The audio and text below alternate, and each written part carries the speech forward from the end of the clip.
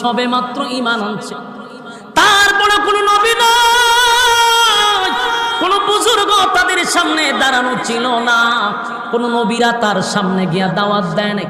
শুধু একজন ঈমানদার যুবকের বক্তব্য শুনে লক্ষ লক্ষ মানুষ গুনাহ কালেমা পইরা ঈমান আনলো রে। সেই ঈমানদার ব্যক্তিদেরকে জালেম শাসক বিশাল একটা গর্তের ভিতরে আগুন ধরাইয়া একের পর এক আগুনের মধ্যে নিক্ষেপ করতেছিল। আন্নারি জাতিল ওয়াকুদ ইযুহুম আলাইহা কউদ। আর গর্তের কিনারায় বসে বসে জালেমের বাচ্চাগুলি বোতল টানতেছিল, আনন্দ উৎসব করতেছিল।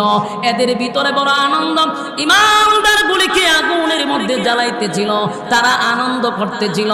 এইভাবে যখন তাদেরকে নিক্ষেপ করতে লাগলো, আন্নারি জাতিল ওয়াকুদ ইযুহুম আলাইহা কউদ ওয়া হুম আলা মা ইয়াফআলুনা বিল মুমিনিনা শুহুদ।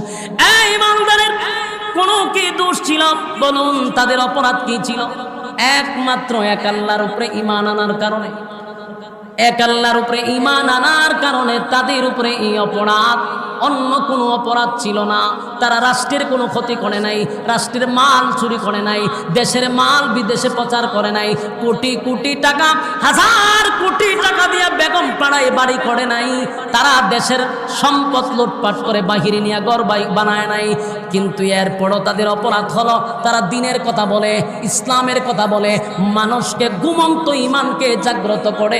এই জন্য এই দেশের জালেমরাও আলেমদেরকে 16টা বছর আয়নাঘরে বন্দী করে রাখছে।